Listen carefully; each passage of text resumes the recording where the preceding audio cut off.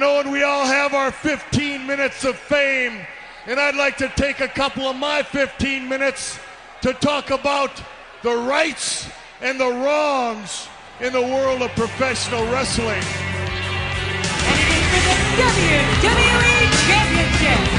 This match is for the ECW World Heavyweight Championship. For the World Heavyweight Championship. The match and new NWA Heavyweight Champion. We appreciate you guys coming out and taking your time to support women's wrestling in America.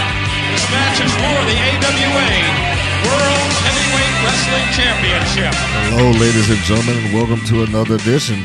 This is the Rights and Wrongs of Pro Wrestling Podcast. This is your host, Mr. Green. How are you?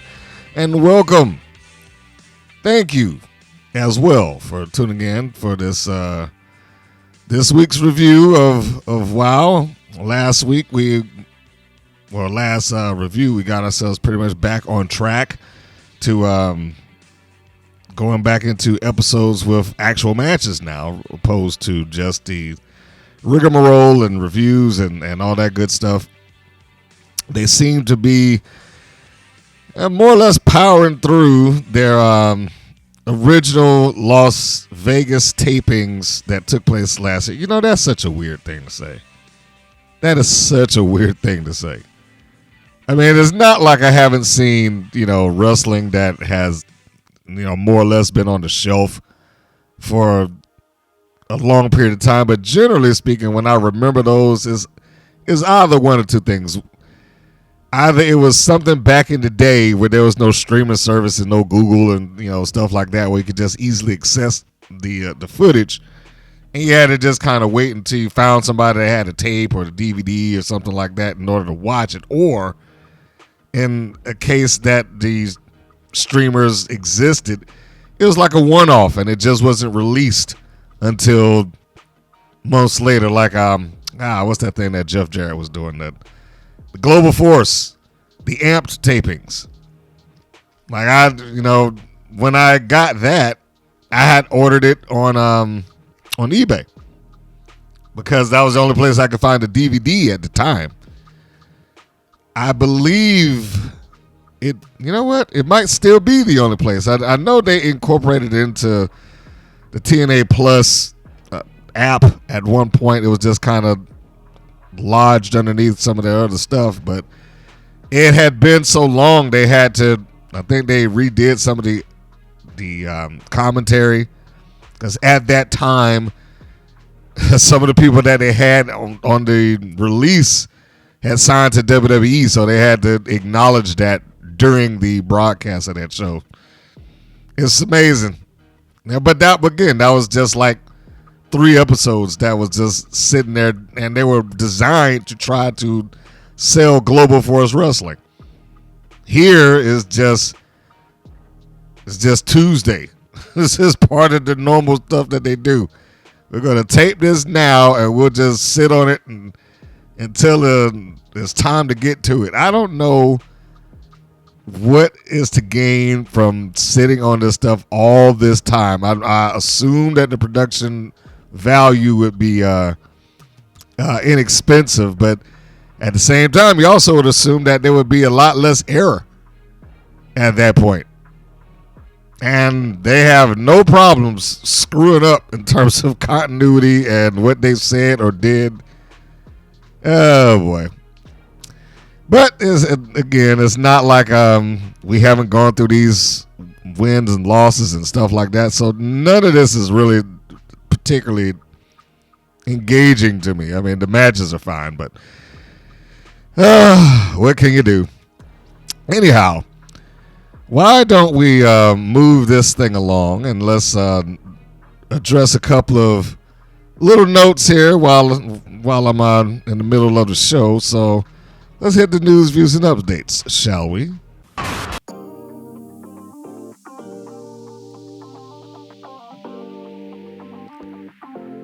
And what is going on out there? Well, there's a couple of things that have been happening. One, well, I should say the one thing that I would like to bring up I was about to say Shine. Shimmer is now celebrating 20 years? 20 years. Holy cow. And Shimmer has, in the time that I saw them talk about this, and when I say them, I'm talking about multiple female wrestlers from across multiple promotions, Indies, AEW, WWE, you pretty much name it. They have all gotten online and wanted to address and wish a happy anniversary to Shimmer Wrestling, and a happy birthday to Dave Prazak, which apparently it is the anniversary, I guess, coincides with his birthday. When you look at Shimmer, I mean, my gosh, the amount of talent that went through that place, when you actually start seeing the group photos and the people that acknowledge it and the people that talked about it, up and down the card, it is very impressive. Very impressive. I certainly, how can I put it? I talked about Shimmer in relation to WoW several years ago. In that we all know that WoW has had much stronger television than any other all-women's wrestling promotion in this country. I don't think that's debatable. However, when you look at impact of career, Shimmer blows it away. I mean, in terms of giving these young ladies, even if it is a small crowd, the Berwyn's Eagle Club in Chicago or just outside of it, just in terms of that, think about how many people got the chance to showcase themselves for the first time to an audience that wanted it and respected it. How many names could you come up? I mean, Mercedes Martinez. Just I saw her put up a video talking about 20 years and that she's come back and she's still going to be there. She's going to have a match 20 years later. She's going to come back and have a match, and she was on the first show. Cheerleader Melissa, Awesome Kong, Saraya Knight, Natalia. That's kind of lost to time. That before she joined the WWE, I think coming just out of Japan because Natty Neidhart had finished wrestling Awesome Kong. You go back and you see that debut picture that she has, the Shimmer debut picture. She's such a fresh-faced young thing at that point. I mean, but they all acknowledge, what's going on with it. Now, I don't know if it's a one-off or something that Mercedes Martinez is doing, because I was under the impression that Shimmer was done. But again, it is mind-boggling the amount of talent that have walked through that place and have gotten the platform, because Shimmer was a respected thing. It wasn't an over-the-top hokey wrestling promotion. They went in there on the premise of being wrestlers, and that was pretty much it. Yes, they did have some interactions, backstage segments, things like that. They had a couple of those every so often, but it was about the matches. And I didn't even finish going through what I was about to say. I mean, Bailey, she was one. Becky Lynch, I forget what her name was at the time. I think it was like Rebecca Knox or something like that. Ruby Soho, Dakota Kai, Asuka, Athena. I mean, it's so many names that went in and out of that place. Some that went over to not WWE, it was TNA. That was a great feeder system for them, especially when they started up the Knockouts division. One of my favorites, even though she never really got her chance, and that kind of saddened to me. But I hadn't seen her in so long, and I guess for a lot of people right now, you'd have to look her up. Cindy Rogers, the definition of technician. She was one of my favorites back in those days. I enjoyed her work. She clearly modeled herself after Bret Hart in terms of look and style and all that good stuff, but just never got the break before she had I believe it was a knee injury that more or less put on the shelf. But it's a who's who. It is a who's who of talent. I really would hope that at this point you would be able to say and do the same thing for a while, but you can't look at WoW 20 years ago and like, oh, look at all these stars that came from this place. Terry Gold and the Beach Babes and Boom Boom. You just can't. Most of them didn't do anything in wrestling beyond being in WoW, period.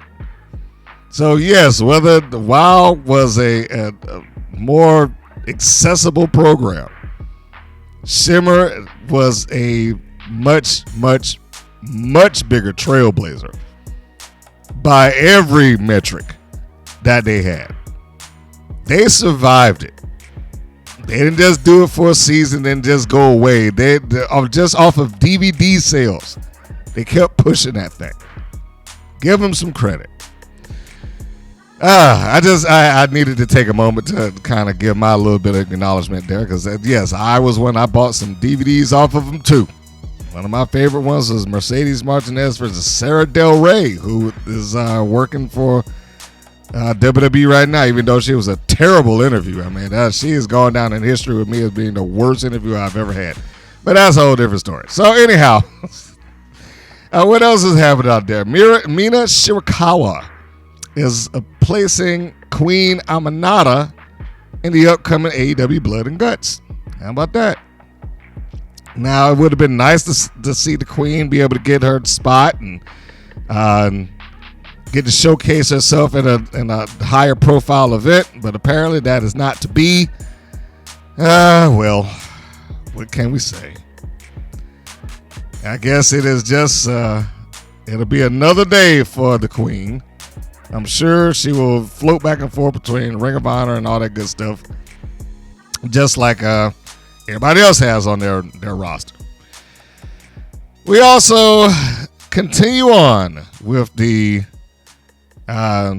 women's tag team tournament in AEW. Be specific here. And it looks as if the Babes of Wrath, Willow Nightingale and Harley Cameron, are going to go to the semifinals.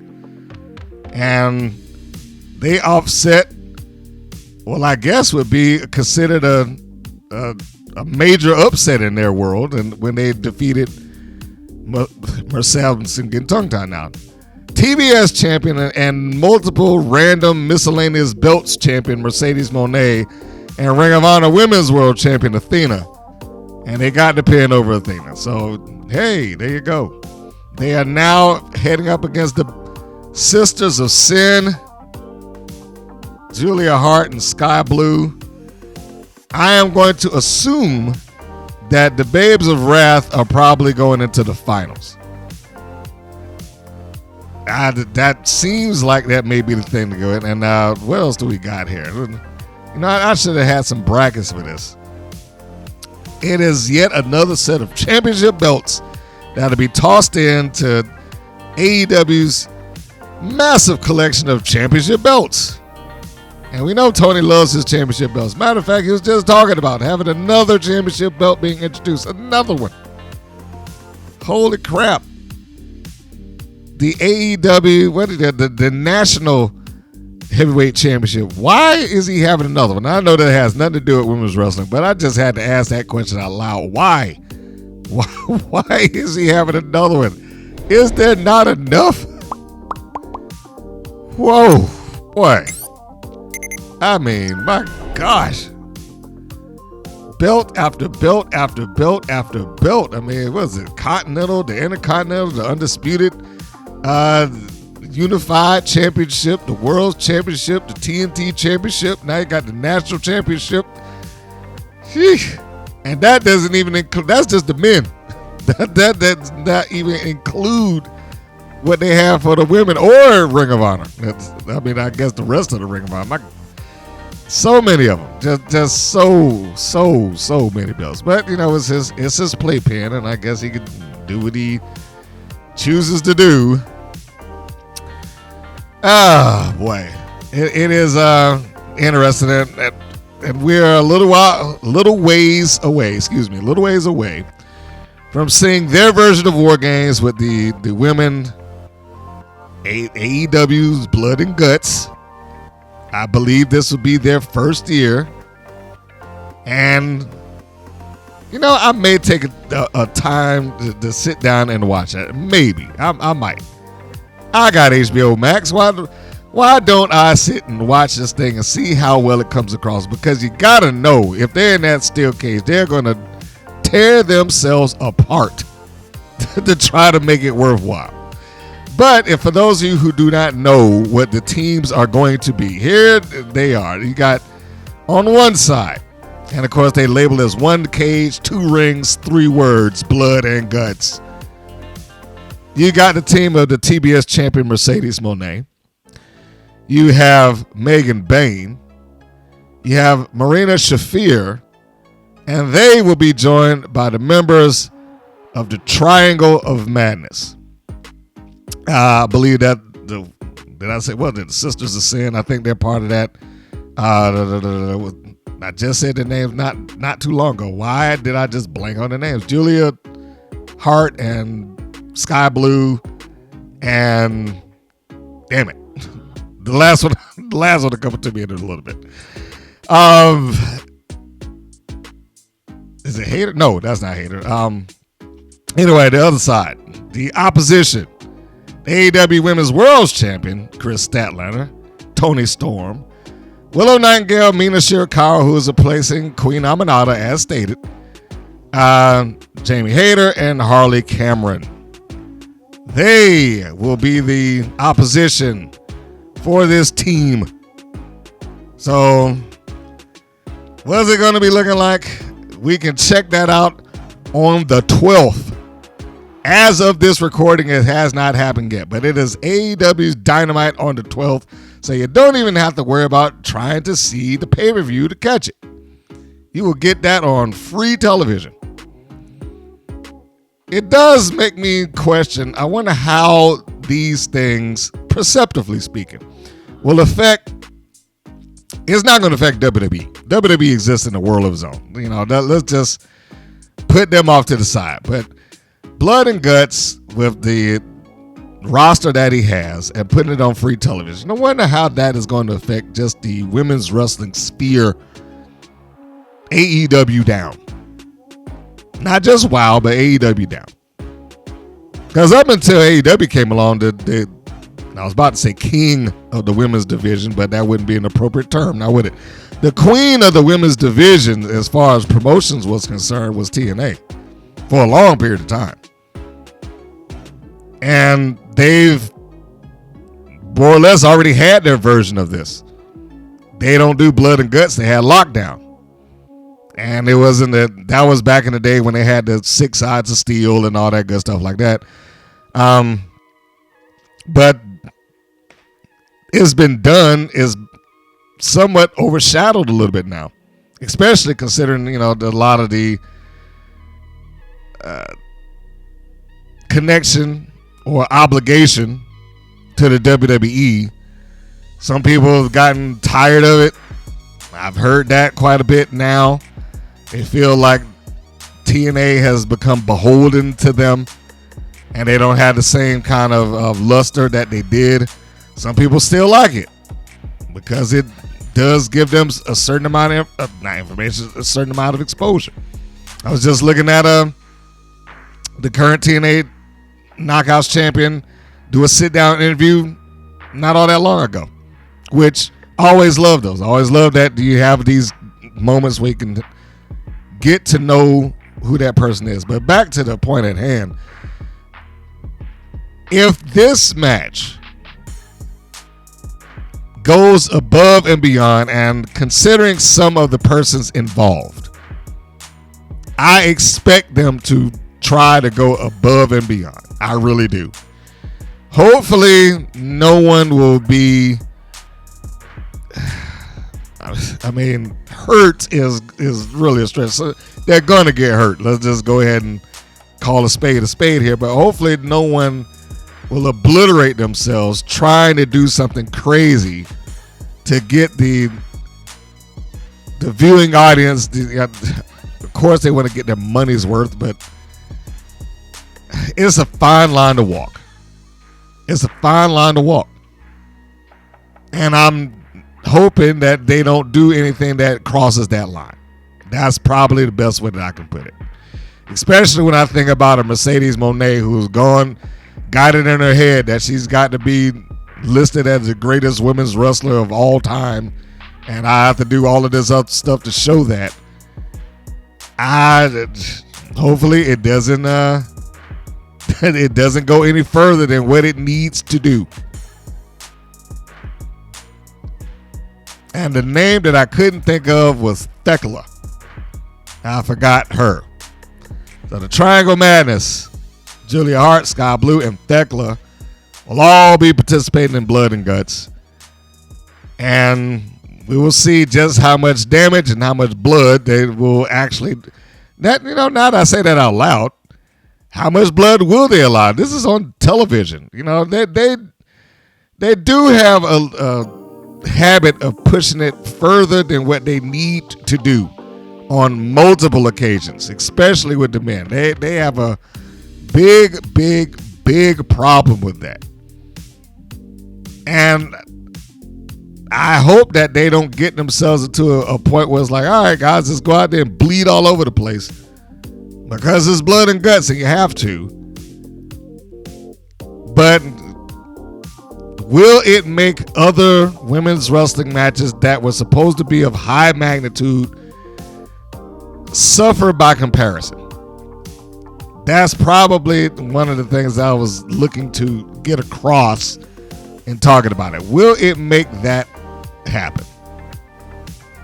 Now, of course, the steel cage match that WoW had a couple of weeks ago is not going to be thrown into the conversation when they do this blood and guts match. It might need to be, but it's not going to be there just because it's a WoW match. And that's probably unfortunate for the participants involved, because clearly they were willing to go and bust themselves up too. No blood, thank goodness, but they were willing to take the risk just to try to make the cage match look good, and they did, even though I have been very clear that I did not like the angle that fed into the cage match, nor do I really like the angle that followed it up. But if you're looking at the match for the sake of the match, then yeah, they all did a great job. It just didn't make a lot of sense in terms of a coherent, linear angle. But we will keep our eyes open for that particular match, Blood and Guts, to see how exactly and if these ladies will steal the show, because I would imagine they're going to probably be a very highly featured match. Tommy Dreamer talked about Ash, the former Dana Brooke, Ash by Elegance, when she had to let him know that she is no longer capable of competing. And he pretty much summarized to say that it was one of the early morning calls, so he was already concerned getting a call at the time that he got it. And he talked about he could hear it in her voice. He could hear the heartbreak already there. And that she felt like, her being Ash, felt like she let them down. And of course, he reassured her like, no, you never let me down. And, and I can understand. She probably was starting to feel like she was getting her wheels underneath her. Because as Dana Brooke, I know she tried, but she never really got the chance that she probably needed. She was a case of too soon. I'm not going to say too much too soon, but she was too soon. She shouldn't have been called up when they called her up. The WWE had a bad habit of doing that at that time. It's just like, all right, guys, here we go. We need this person, that person, that person. Then just call them up whether they're ready for it or not. If you don't believe that, you don't have to look any further than Eva Marie. You know, why was she called up to the main roster at all? She wasn't ready for it. Dana Brooke was no Eva Marie, but she wasn't ready to be in that place either. It's like the need for us to have more bodies on the roster outweighed, in their mind at least, the need for them to be good. And we'll just train them when they get here. I've never agreed with that philosophy, but I'm also not operating a corporate structure. And I don't agree with it on any playing field that they have, because that's a good way for somebody to get hurt or look stupid, but more importantly, get hurt. That's a good way for that to happen, and they certainly do not need anybody that's going to go down in flames because of not inexperience, but I guess that's the only way you can describe it, just out of inexperience. When she finally got to TNA and she got the chance to reinvent herself as Ash by Elegance, you can see that she was pretty much throwing herself into this. She enjoyed what she was doing and already won the Knockouts Tag Team Championships with her Elegance brand. And just as a side note, the Elegance brand, I was talking about in the previous episode how some places have gone out of their way to make sure that their air quotes giant looks good. This is another one. There's 6'2" lady that's on their roster. I don't know if I've seen her around anyone that is her size yet. And that individual that I'm talking about, by the way, is Maggie Lee. But on TNA's television, she would be known as M by Elegance. Maybe the rest of them are short. I don't know, but and maybe it's the boots. I don't know if it's a combination of those things. But she towers over everybody there, and it makes her look impressive. I mean, it's a smart thing to do. I don't understand why anybody with, like, all right, here you go. You're going to be our tall girl, so let's give you a equally as tall manager. I'll never get over that. I will never get over that because it's such a stupid idea. But, I mean, just if you get the time and you haven't seen them work in the ring, just find a picture of the Elegance brand and just look at her. Look at it. Even the male concierge guy, him, the personal concierge, is taller than him. As she should be. So when she does come across somebody that is of comparative height, it might be a big deal. Imagine that. Anyhow, I just put myself well off track of what I was talking about. Okay, Dana Brooke. All right, so yeah, man, she finally got a chance to do that, won the Knockouts Tag Team Championships, and then she gets the Knockout Singular Championship, and then it's cut short. I'm sure that was all very heartbreaking. I am positive. Especially when she probably got to a point that she felt like she could be featured, be seen as a prominent figure within that division, get the chance to reinvent herself in a way that she had a little bit more control over, and secure a legacy of her own. Not one that was just forged underneath I was a WWE talent. And that just got kind of yanked away. Now, she's not talked about publicly, to the best of my knowledge, what it is that has caused her to not be able to wrestle. But they do have a documentary that will be available for you to see. Immersed. They have the Ash by Elegance documentary on TNA.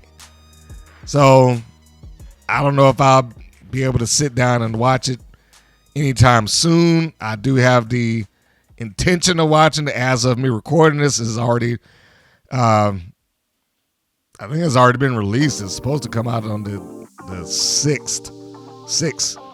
So it should have already been out. But I do think that they're going to probably cover her journey just to getting to TNA and her time in it. So, and if there's ever a place that they may mention how or why she is no longer able to participate as an in-ring worker, this is probably going to be it. So we'll see. I do see that she's still around.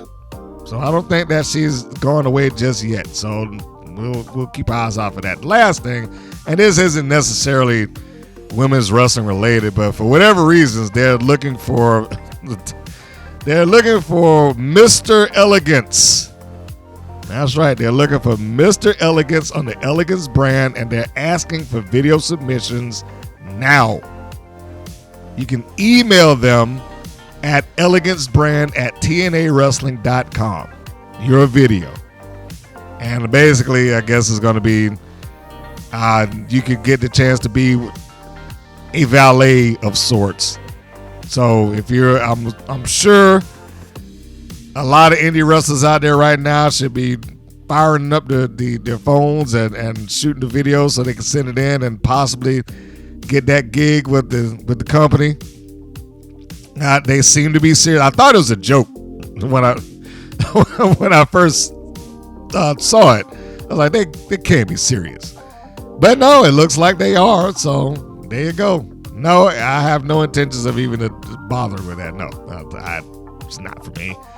But there you go. If you want to try it, give it a shot. Send it your email, elegancebrand@tnawrestling.com. You might be part of the Elegance. And that would be that, folks. I think that covers a fair chunk of what's going on outside. Not a lot of stuff that's happening there.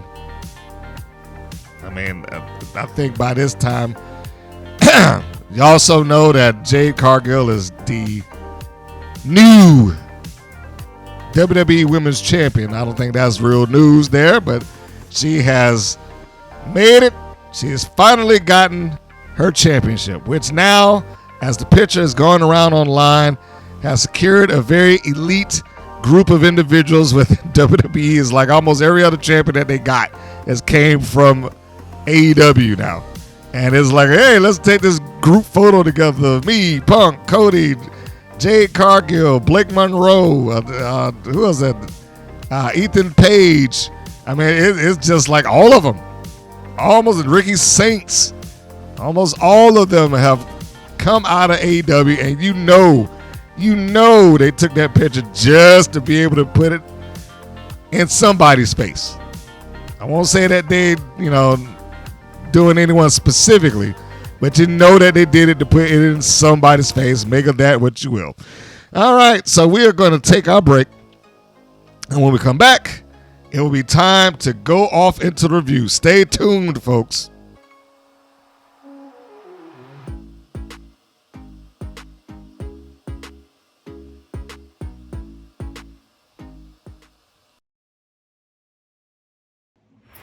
Kai, you might feel like what happened at Hell Night when the entire women's division teamed up against you was unfair. But that's no coincidence, that's a consequence. Because you came into OVW like a wrecking ball, and eventually, that ball has to swing backwards. And they might have gotten their lick back, but I have not. I've seen a lot of women come and go through this division, and most of them, they talk tough when they find out what real pain's like, until they find out what we go through in that ring, because this isn't just a hobby. It takes more than just thinking you're mean and having a good catchphrase. So this might be about you right now, Kai, but it could just as easily be about any of you. Any of you in that locker room who wants to test me, because anyone can get it. Kai, you call yourself a killer. But who have you ever killed?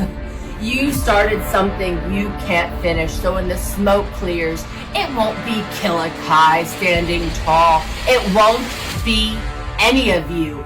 It'll be Freya the Slaya, born in the cold and built for the kill.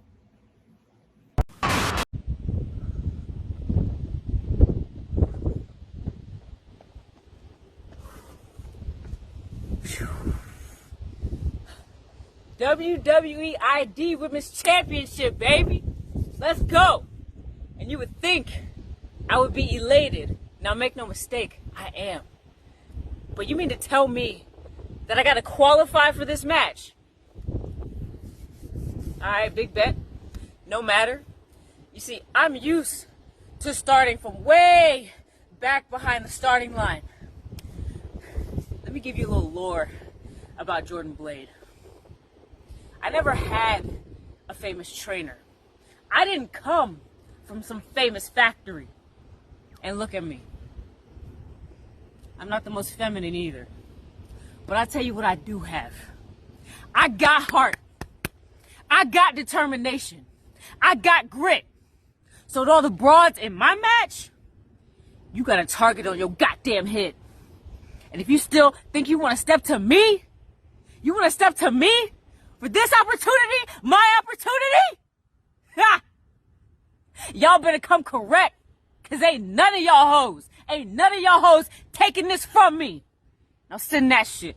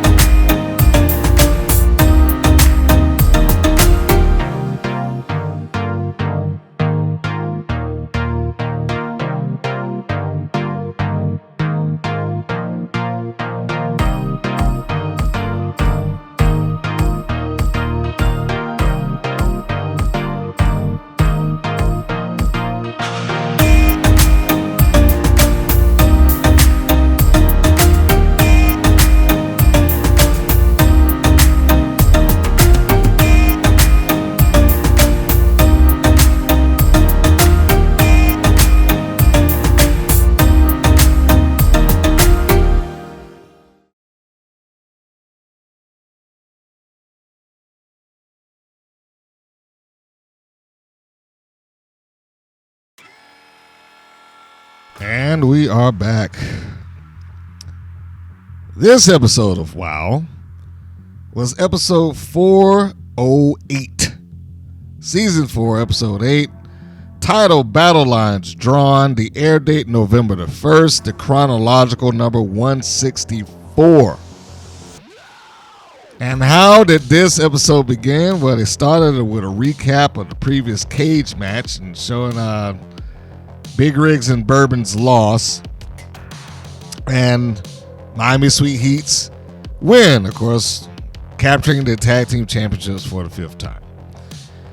They have a new opening theme. Not really sure how I feel about the theme quite yet. The video montage is fine. So, we have those things going for us. Speaking of music, that that WoW has, what's that? Somebody showed me the Heroes and the Heels thing that they, some song that is on their website, or at least it was. I don't know if it's on there as I'm speaking. When I listened to it, I was like, this has to be AI. This has got to be AI. This is terrible. And what is it for? I mean, I thought if they were going to use some new theme, that was going to be the one that made it, which I honestly am very glad that they didn't do, because I think that song sucks. I mean, it's just, whew. But yeah, it was some Heroes and Heels thing. I was like, God damn, this cannot have been a human being that made this song. So you have that. Anyhow, I just needed the side note for that. I was like, why did they even endorse this nonsense? This is just awful. So it opens up. I'm sorry. I just, ugh. If you can find it, go and listen to it. It opens up with Paola Mayfield and Abilene Maverick entering for a promo. And David and Nigel, they already start off beating that they on Fremont Street over and over and over again. I can already tell that that nonsense is going to wear thin with me quick. If I have to sit every episode and have to hear, we're on Fremont Street, history is being made, we're the only wrestling company that's on Fremont Street, Las Vegas, Fremont Street. If that is what I have to hear every episode, man, I wish I could put my fist to the goddamn screen if that's going to be the case. But anyhow, they come on out. David and Nigel beat that into the ground. And Maverick does her annoying style promo, which does work for her, but it is annoying. And it's starting to lose its luster with me. Like when I first heard it, I was like, I got it. I understand she's trying to be over the top annoying, but it is exactly that. It is over the top annoying, and it's getting to the point where it's like grating nails on a chalkboard annoying. So we've got that. And she's basically cutting a promo on Garrett and the Classmaster and Tormenta, doing the same thing that every heel there does. I deserve another shot. I should be the champion. We should be in line. I was like, why? She doesn't even have a legitimate case or an arguable case within their universe as to why Mayfield should be champion of anything. Beyond the fact that she just wants to be the champion. Like, I understand your heels are going to come around and they're going to do that as they should. But at least give them something to stand on. She's been doing this well ahead of any specific victory that she might have had. It's just, I deserve a shot. And then she is part of one of the dropped storylines, dropped angles that just went off into the abyss of WoW's creative black hole. Whatever happened to that neck brace that she was going around wearing for that one episode that went nowhere and did anything? And then she just started cutting these promos, which basically, I want a title shot because I'm Colombian and you're Mexican. Now that was pretty much the basis of it. And Maverick was gone, and then magically she's back. I mean, These out of sequence tapings are the shits. And I want to say that the matches are good, but it's like you have to deal with so much nonsense around it. So anyhow, it's another Who Deserves What promo. Let's just call it for that. The old Who Deserves What promo. And Abilene Maverick is another one that's in line of that. Just like everybody else. Just like Samantha Smart. Just like Genesis was for a season. Just like Jesse Jones was before her. It's a Who Deserves What. I deserve a championship match. McLane suggests that we'll see the Classmaster sign maybe for a title shot. Now keep that in mind because they're talking about signing some match. Last episode, it wasn't even just signing. It was like, all right, we're gonna get you to sign this Samantha Smart and you'll be the fine print. So they tried to make it like the signing was some sort of major deal towards her getting this shot. And again, they bring it up here. But as time goes on, you'll see that this was completely worthless. Completely worthless. And as a side note, why don't the babyfaces ever get a chance to retort? All due respect to Tormenta, but this is the exact reason why I said, I like her, but she probably should not be their champion. At least not at this, not a long-term one, but she can't give them what they need. She can't get on there and cut a promo like that. She can't get in there and wow people, no pun intended, and get them behind her as I won't say character. It's not, not necessarily that, but you get what I'm saying. Her ability to talk people in the building probably would be stronger in Mexico, but there is just not. And we got to see that later on too. So why is Paola Mayfield a contender at all? Anyhow, so we go to the next segment, which is the opening match of Santana Garrett versus Paola Mayfield with Abilene Maverick, and it's everything that you expected was going to happen. I mean, first off, Santana Garrett just shows up and she doesn't say a word or a thing about anything. Remember when she got the title shot against Classmaster and Mayfield stopped her? Yeah, you remember the promos that she cut against Paola Mayfield because of that? No, you don't, because it never happened. And she did the same thing that she would normally do, like every other babyface that's on the show, just come out smiling and like nothing's wrong, nothing happened, and I'm just willing to do my best and take whatever you give me because, gosh darn it, I'm just, a good girl and I'm going to fight the good fight. And if I lose, oh well, then I'll just wait for my turn patiently while every other heel in the company, give me a shot. I need a shot. I want a shot.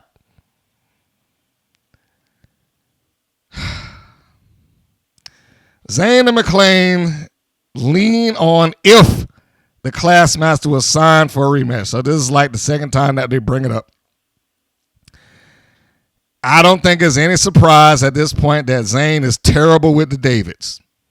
And that's just apparently not going to go away. Maybe when we get to the next set of tapings, he might have learned it. But right now, he is full throttle.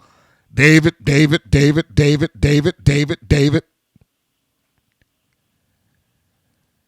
This match, having Santana Garrett lose, was a foregone conclusion.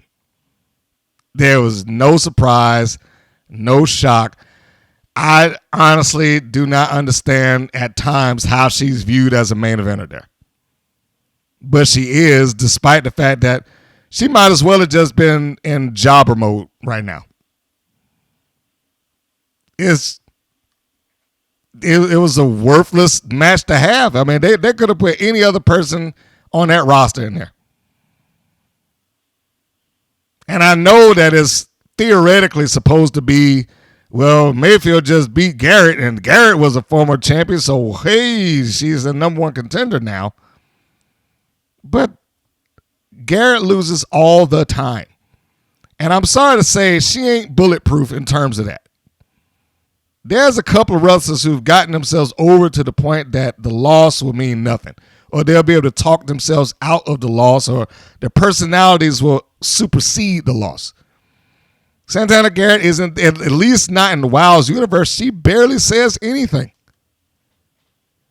She is every other bland babyface that has ever existed. Santana Garrett is a good, competent, capable wrestler. But whatever it is that she's getting out of Wild, she's gotten what all she can get. I'm sure she's very comfortable with Wild. Wild's probably been very good to her, and I'm certain that David McLane loves having her around because, at this point, she's probably the biggest name that Wild has as far as, having been other places and whatnot. But there's nothing here for her. I'm sorry. There's not. Even that championship, even being able to tout yourself as the Wild champion. I know, I get it. I know that's the greatest honor that you can have in women's wrestling, right? Allegedly. But even that, I think she has gone as high as she's going to go. There is no growth for Santana Garrett in this company. And if she stays there, this is all you're going to get out of her. Just a bland, smiling baby face who has no fire. And over the course of almost 10 years has not changed a thing. She needs to be someplace else. She needs to be challenged. She needs to be in a different environment with a different promoter, with a different set of opponents, with somebody that can let her actually get on the microphone and express whatever personality that she does have so she can grow. She needs all of that. And WOW is not the place for her to do it. WOW is going to make her complacent. Now, that's her choice to make, as it is with everybody else. But she has her fan base there. There's people that have openly said in the comments, like, I only watch because of Santana Garrett or whatever. But she's just that. She's just Santana Garrett. There's nothing else behind her. And Paola Mayfield, I am sorry. She should not be on national TV. I do not give a fuck that she was a reality TV star or not. She ain't good. She's not. And that's not to say that she can't get there. That's not to say that she's not trying. That's not to say that she hasn't put in the work or the effort or anything like that, and that she won't grow. I'm not saying that any of those things, but as of right now, she's not there. And I don't know what was going on in this match. Sometimes I question, it's like, what is it that the Wild fans are seeing that I'm not? Because they'll look at this and be like, man, this is fantastic. This is an epic match. This is amazing. Amazing? Really? This was amazing? First off, the match is short. Bell to bell is like 5.5 minutes. And I used this example with Santana Garrett in something before. Is like, it's almost like they want her to cram in what should be a 20-minute match by booking standards. It should be like 15 to 20 minutes and condense that down to like 5. Because they'll have their spots where it's like, okay, we're going to hook up and we're going to meet head to head as if we've wrestled and fought each other for the last 10 minutes evenly, and now we're really getting, grating our teeth and sinking in, and we're going to go for it now. They had that spot, but it was like 2 minutes in.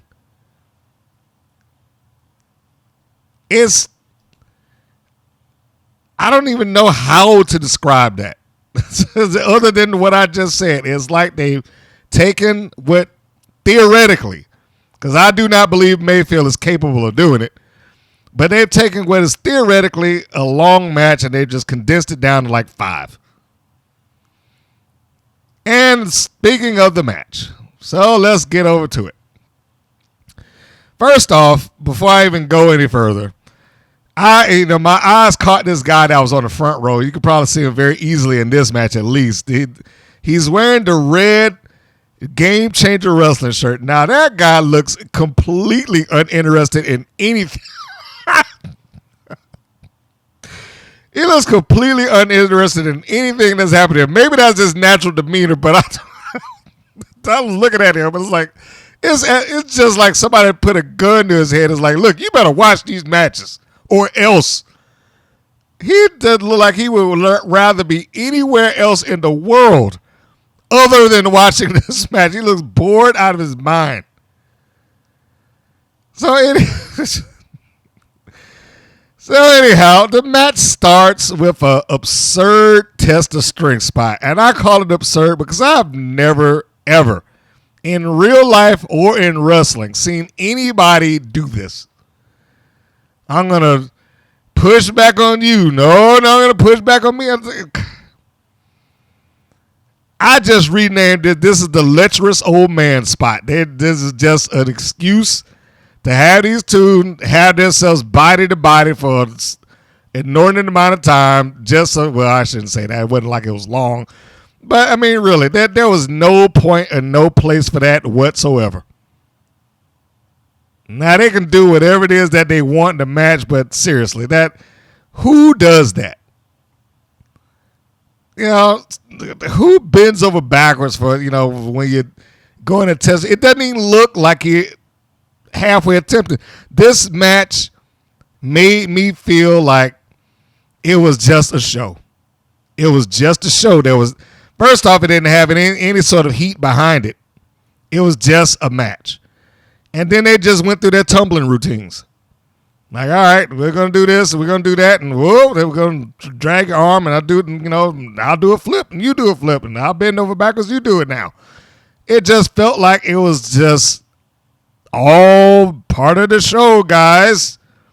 Welcome to the Wild Vegas Review, which is basically what it was. So you got them going, tumbling around with each other for a little while, and we'll just hit the high spots of this. At some point in the match, we get Santana Garrett getting whipped off of the ropes, and she does a reversal, and Mayfield goes towards the ropes like, oh my God, no, I was about to hit you. Abilene Maverick's on the floor. How on earth was she going to hit her? What was she going to do? Just flop out to the thing? She was going to phase through the ropes? Was she going to jump over it by accident? I was like, what was this spot? It just seemed so absurd. I was like, what was this? I get that, okay, it's already happening. There's only so much they could do, but it's ridiculous. You can't even sell the idea that, oh, my God, I was about to hit you. You 6 feet under me on the floor and behind ropes. For what? And so they have that spot, that if their oops spot, which did nothing and meant nothing and was out of nowhere for no good reason whatsoever. Santana Garrett starts to mount the comeback, and we have to get the Santana Garrett special at some point in the match. Now, the cartwheel into the elbow, I don't mind. That used to be a Muda favorite. But the one thing that I think that she may need to at least trim back on, or at least somebody should, in management should say it, the rise and shine. Yes, it's a nice looking spot, but it happens every single match. I mean, it's not even at a point where it's amazing to see anymore because it happens all the time. You just wait for it to take place. It doesn't get the response of, oh, she just saved herself from this loss and came back. It's just, all right, she got the rear waist lock on her. We know it's about to happen. Push her to the ropes. She gets shoved off. Kick back, rise and shine, forearm shot. It always happens. And again, not saying that it's a bad thing. It's just overdone. Santana Garrett gets a super kick and on Mayfield. And wouldn't you know it, Garrett makes the decision that of all 4 ropes that I'm going to run to, I'm going to run to the one that's over by Abilene Maverick. So she does. And that gives Paola Mayfield enough time to get back up to her feet instantaneously. She turns around, she being Garrett, and gets a kick in the guts. Repositions herself so that she's in an appropriate spots for Mayfield to do her thing. And then you get that stupid neck breaker. Look, I'm sorry. Somebody needs to have a heart-to-heart with her and to find a different finish. The management should have said that a long time ago. I don't know where or who told you that this neck breaker was a good finish. It ain't. Find another one. It looks terrible. And there's probably like 5 or 6 other people on that roster right now that do a better neck breaker. Top of that list, Coach Campanelli. Find a different finish. This finish sucks. It's terrible. It's not good. Get a different one. But she hits that and gets the pin, 1, 2, 3, and Garrett goes down in flames like you knew that she would. Like I said, this match and Garrett losing was a foregone conclusion. There is no surprise here. Next segment. Speaking of Coach Campanelli, we go into a Coach Campanelli promo. She does a promo on Pep Rielly / Daisy Lane and a change. And I wrote down I like this because Campanelli is a good promo regardless of what I think of her in the titles or how top tier has been used.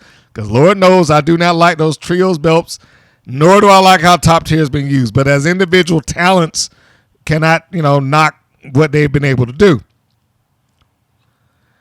But she calls out, she gave a heel promo that essentially supported everything that she has said. As she should. She gave her heel point of view towards this thing.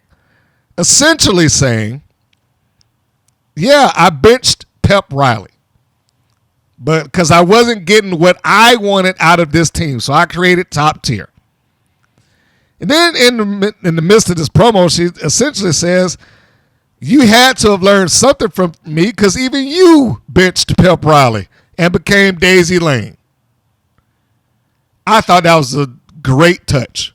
I don't know if she came up with it on her own. I don't know if it was written, but I thought that was a great touch.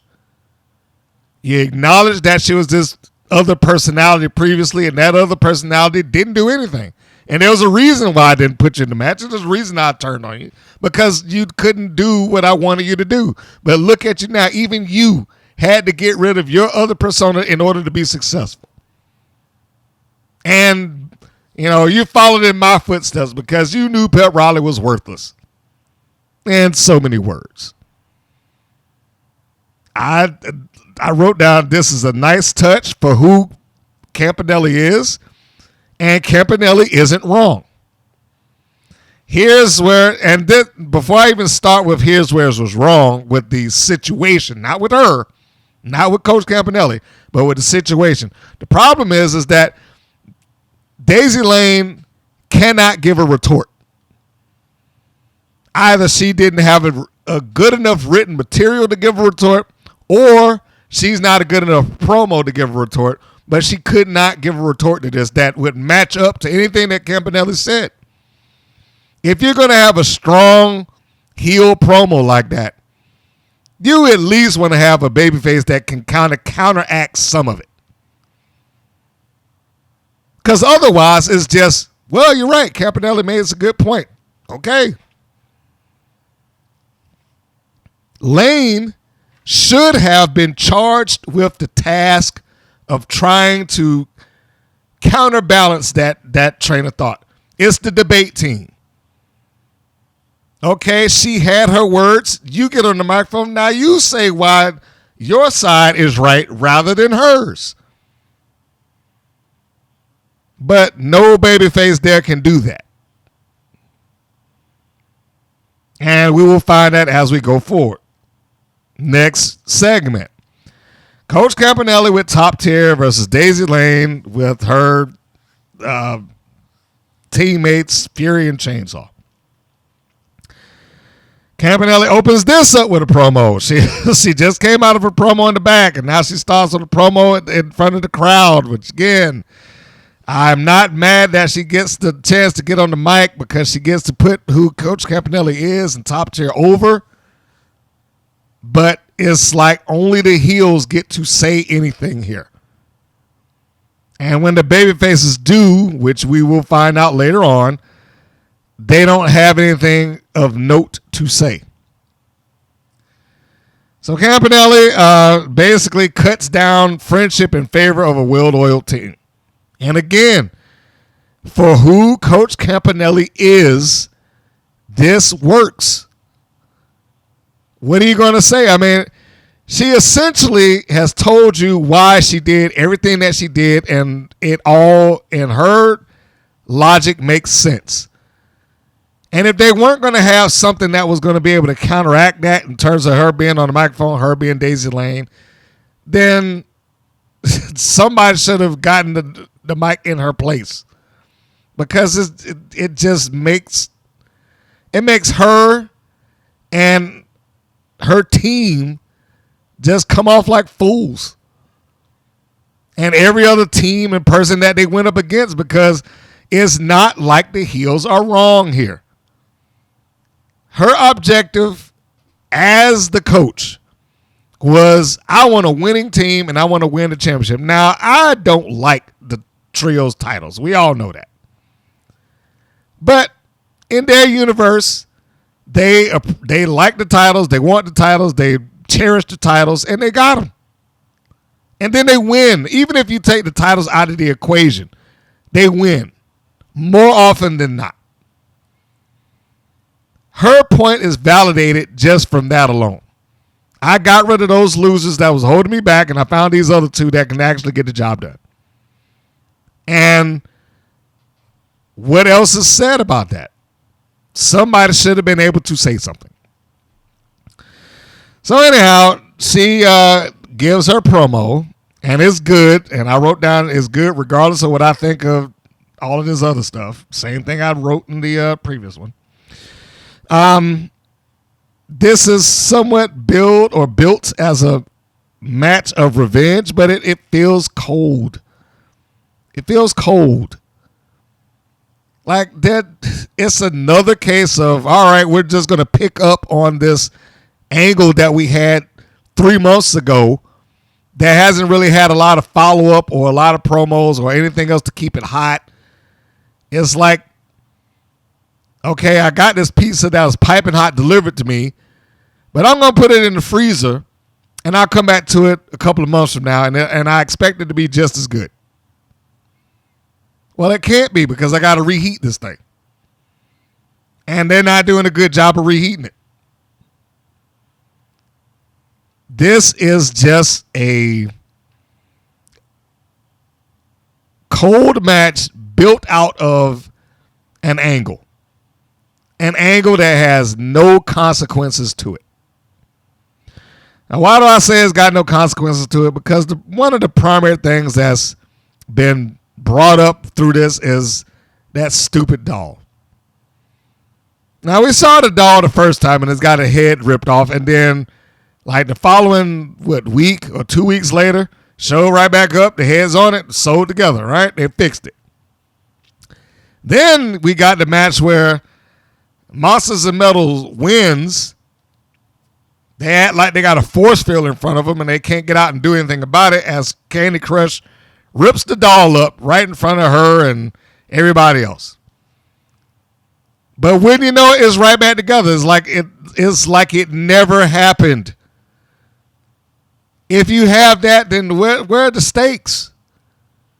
They have no stakes here. There's no consequence. Like, all right, you've already shown us that at any given point, as long as she's just ripping it apart, you just sew it back together.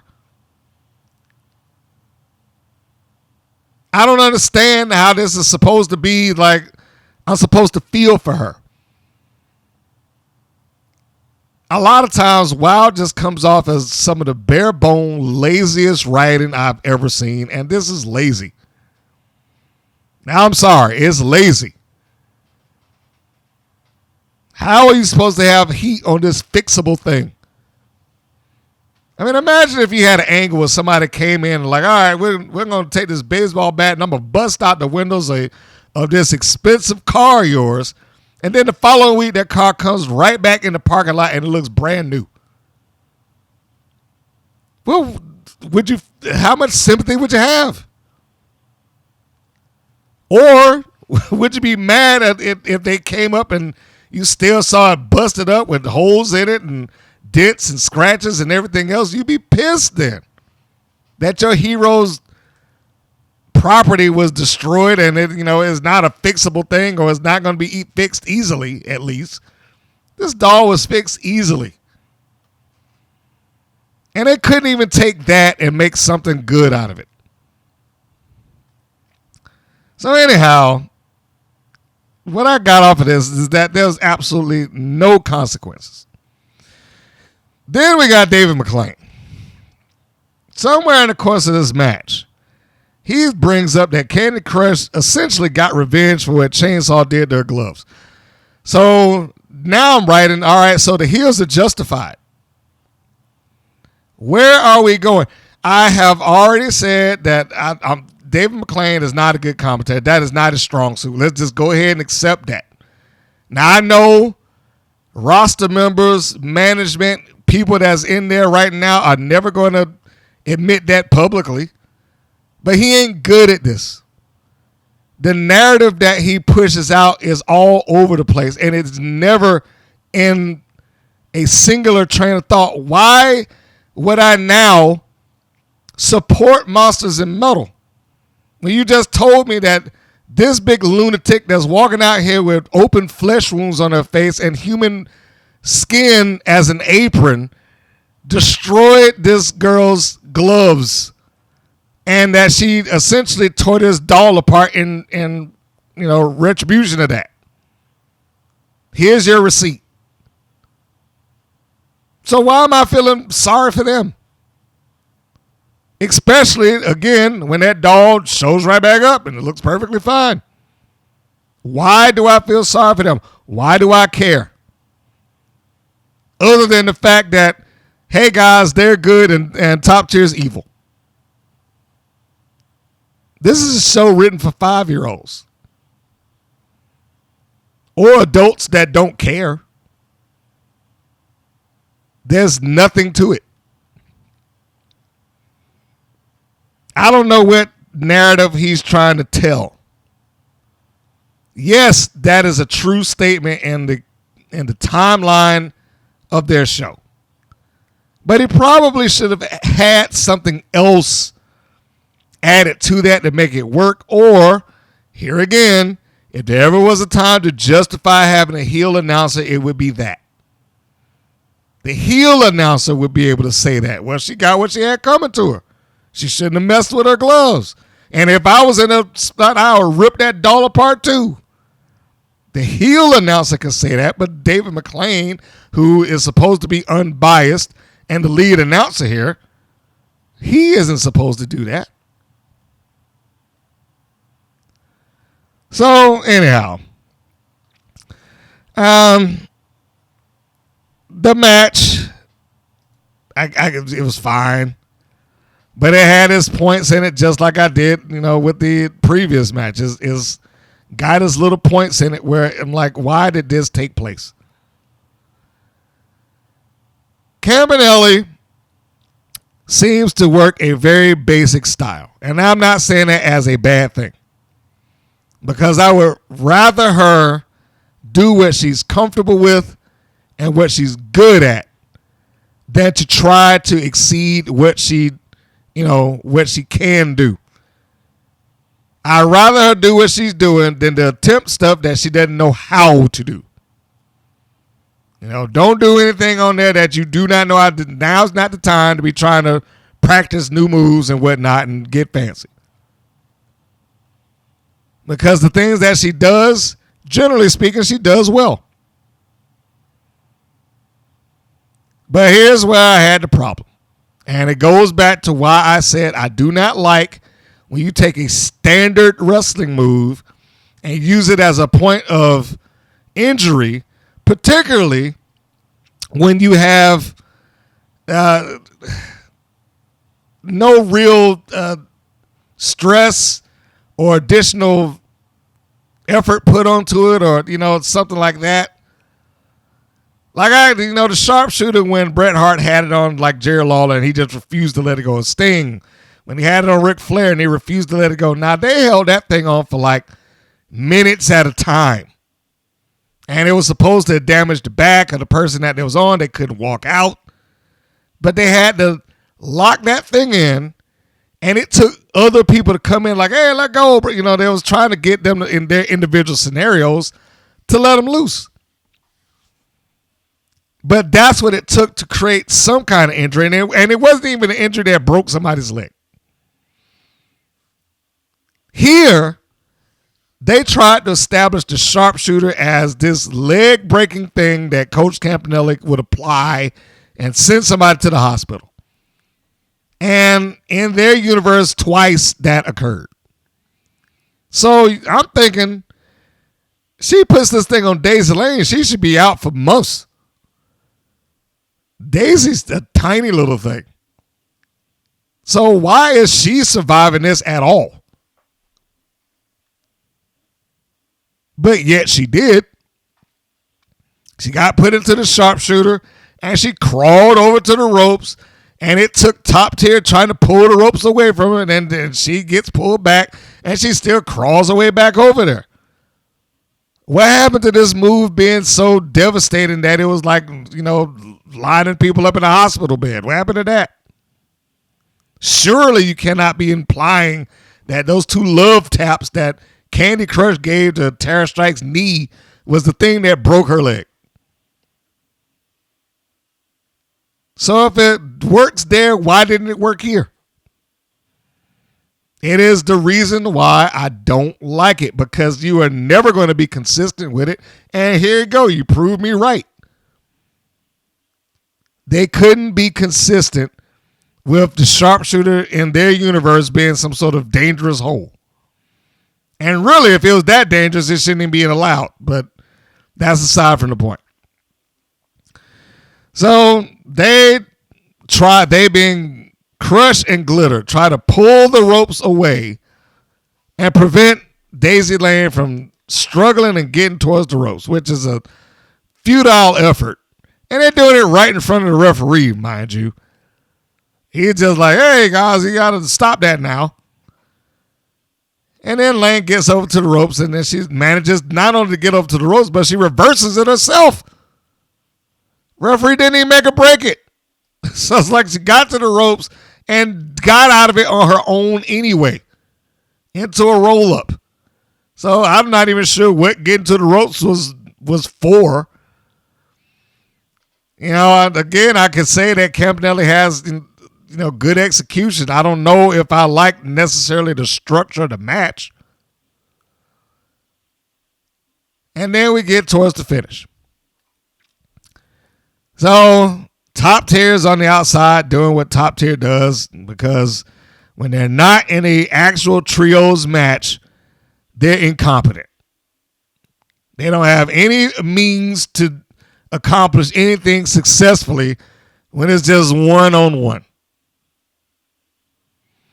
I mean, I don't mind them losing it, but they didn't have to just fall down the pit of being just ridiculously stupid and two left feet. So now we've got Daisy Lane, who has made the comeback, and she's got Campanelli in the corner. She's kicked off Glitter on the outside, gets up onto the ropes, second ropes, and she does like Doink used to call like a whoopee cushion. She does that and gets Campanelli down. That's not enough to hold her. Campanelli gets the advantage, and she hits her with a side Russian leg sweep. That's not enough. Then she tries to go for her finish, the buzzer beater. I don't know whether or not I like this particular thing because it didn't seem to make sense to me. Now, I might be okay with somebody else, so if you feel differently, let me know. But she hooks her into the buzzer beater, and now she's being walked backwards by Daisy Lane. Somehow, Daisy Lane has overpowered Campanelli and just moved her back all the way towards the turnbuckles. As this is happening, Chainsaw, they never bothered them throughout the course of this match, but Chainsaw runs over and clotheslines both Glitter and Crush, laying them out on the floor. As Lane is getting into the corner, here comes Fury. Fury gets into the ring blatantly right in front of the referee and pushes Daisy Lane off. And you can tell that the referee's sitting there looking at it. Pushes her off of the ropes. I'm not even sure why that was necessary when she got to the ropes herself and was already climbing up them. I love Fury, but I don't get why that was a necessary function other than to justify that she was out there at ringside. She claws up the ropes, flips over. Campanelli basically then just rolls herself up and just pinned 1, 2, 3.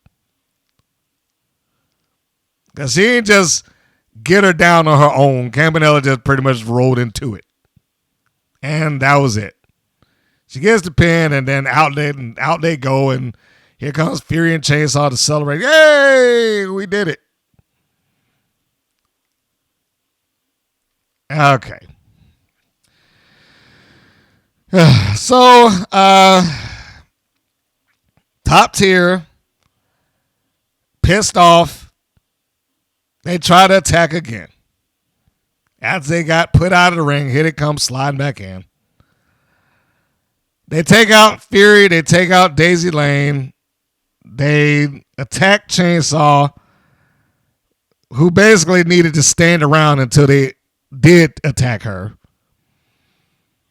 And she gets to do the monster spot. They beat her down, and then she just rah, and everybody goes tumbling like dominoes.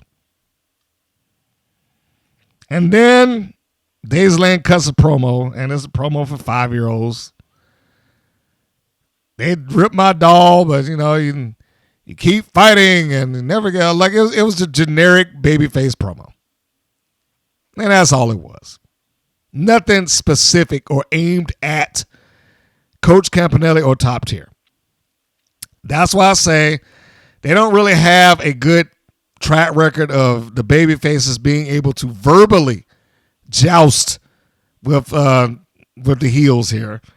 The heels almost always have promos that are light years away from any babyface that's on this show. And that's probably the work of the creative, if nothing else. This is also a short match. It's like we'll just say 6 minutes. It's like 6 minutes, bell to bell. I want to like some of the stuff that they do. But when I see things like that, like again, Fury, I love her, but that spot at the end, unnecessary. Daisy Lane was already on the rope. She probably could have flipped over on her own, and it had made her look stronger to do it. That she would have won on her own times. And you got a lot of people that's on their comments as this person's hot and this person, looks good. The match is great and blah, blah, blah.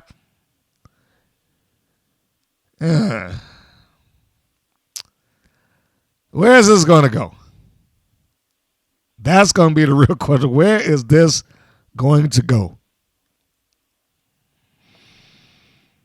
I'm just waiting on her to give the Believe in Yourself promo. Because when people start fighting you, you just have to stand up and you have to believe in yourself and fight back. Yeah. That was what I'm waiting on. Because it's somebody that wrote it for already. They love that nonsense. Next segment is promo telling us that Tormenta, sorry. Tormenta's up next. Segment after that, Tormenta. Now, this, if ever there was a segment that I would look at and like, why is this here? If ever there was a segment that would make me feel that way, this is it. Why is this here? Tormenta. Here's the promo. Dave McLane is in the ring for it. I wrote down why. He can't translate what she said. So what purpose does it serve? He tries to give her the big intro, which, I don't know why you hire a ring announcer if you got to go ahead and do that yourself anyway, but ladies and gentlemen, Tormenta, all that bullshit. Then she gets into the ring. And essentially he gives the equivalent of what you might have seen in the old movie when somebody says that this person doesn't speak English. So the first thing that they decide to do is treat them like they're deaf and just talk louder. He didn't talk louder, but it's like the equivalent is like, I know you don't understand what I'm saying, but you'll understand this. And then he just proceeds to talk in English anyway. Like nothing changed. So I was like, why would she understand that? If she didn't understand what you said 5 seconds ago, why would this part, just because you're patting your heart, make you understand? And it's like, these people, they want to know what you doing. Like, those people, they probably don't know who she is. But here again, we have that, right? So, and we're not going to talk about what she said or how she said it because she speaks with fire. And yes, they did put the subtitles up. But David McLane didn't need to be in here for this. He didn't need to be in there for this at all. If he was going to be, at least have somebody out there that could actually translate it to the audience. I'm not saying that there isn't anybody in the audience that didn't understand what she was saying. I'm not saying that. I'm sure if we go and looking at the percentage of 100%, maybe, let's just say 20, understood exactly what she said. But everybody else probably did not. And if you were halfway paying attention to this show and you didn't get that, or this is the time that you got up and walked to the kitchen and got a sandwich or whatever the case, and you're just listening, you wouldn't have understood any of it. Or if you don't read fast, or if the font is not good because they don't have a drop shadow in the background, so it doesn't really pop off the screen, but that's neither here nor there. But she comes in, he gives the big intro, he does the you didn't understand what I'm saying, but you'll understand this. And then Tormenta goes into her promo. And he just stands around smiling. He's holding the microphone and just there. And when she takes a breath, he says something that clearly shows you that he doesn't understand a fucking word that she said. Yeah, Tormenta. Then she talks again. And then hey, Tormenta. I was like, any idiot could have done that. What was there? There was no point in him being there for that. There was no point in that whatsoever. Why? Other than the fact that I just want to be in the ring and have people see me as part of this too. For what reason did he need to be there to do this? At the very least, he could have had Sophia Lopez stand out there with Tormenta just for this one time and translate stuff so that people understood it. Matter of fact, what would have been better is that just had Sophia Lopez interview her in general. Now, of course, Never mind the fact that that Tormenta is already someplace else doing other things.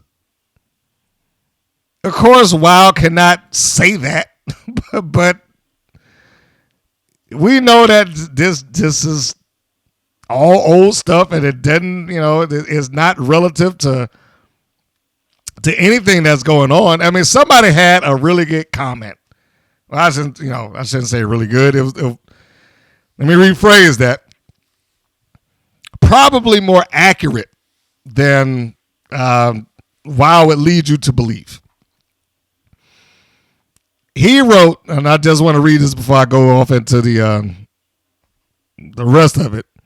But he wrote, "This is I Am Doom Crow." Okay, so and it's underneath the fight or forfeit video that they posted on their YouTube channel. He wrote that a Classmaster having a 13-day title reign in reality due to tapings is an injustice. Same with Ozzy having a 16-day reign. I know WoW is taped like a year in advance and shown out of sequence, but this is ridiculous. Same with when some WoW champions were still classified as champions even when they weren't even in the promotion. LOL, Kiera Hogan was in and out of TNA and AEW before WoW decided, oh, she can't be tag champ anymore. Meanwhile, Tormenta, who won the title in July, even though she won it in August of last year, your current world champion is losing to NXT enhancement talent in minutes, literally the same day she won the title.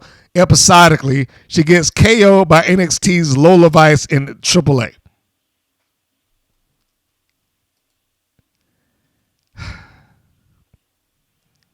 Things like that do tend to make WoW come off as Bush League. Now, I'm sorry. It does. I agree. I agree with that guy. Well, I don't know if it's a guy, but I agree with whoever posted that completely. I don't know if I necessarily go so far as to say it's an injustice that they only had it for 13 days because, that's WoW, and that's the universe that they live in. And they only acknowledge the things that took place on television, not what happens in live action in front of the live audience. But I agree with that. Having people that are classified as champions when it's clear that they are not even there. And I didn't even see the match when she gets knocked out by Lola. I have to go back and I have to go find that. But the last time I even seen Tormenta, she didn't look anything like what she's showing up on TV doing. It makes all of this come up as just, I don't even want to say secondary. It makes it feel like third or fourth or fifth in the wrestling hierarchy. I mean, maybe not even third or fourth or fifth, like fourth, fifth, sixth. It's just down the ladder because of things like that. What does the WoW Championship mean? This is like the second time within the course of a year that it's just been off television for an extensive period of time. And he's like, well, these people want to hear what you have to say. Why would they want to hear what she had to say? Would they have even known that she was hurt? Never mind that, and I agree with, I don't remember who posted it, but I agree with this person. Reina Del Rey should probably be the champion right now. If not the champion, she should have been in absolute contention for it. I'm the person that put it on the shelf. But because of WoW's inability to change gears, whether that be because they didn't want to or they're just incapable of doing it because of the taping schedule, they don't gain anything off of that. It's like they can't deviate off of the plan. They have to stick to this regardless. So, in this segment, Dave McLane stands around smiling, clearly not understanding a word, other than to say, yeah, baby, Tormenta, other than to do that. He served no purpose in that ring. As I stated, any idiot could have stood there and did that. Zane ends this segment by saying we'll find out about the contract signing next week. Now keep that in mind. This is like the third time that we heard something about the contract signing. So the first problem with that is why bring it up earlier to begin with if you weren't even going to have it in this episode? Because they made it sound like they was going to find out something about it later on. So why even bother to say that we're going to do that if we're not going to find out about it next week? And I even question that when we go further into the show. These episodes have already been shot, mind you, as just like the guy said, this is a year ago.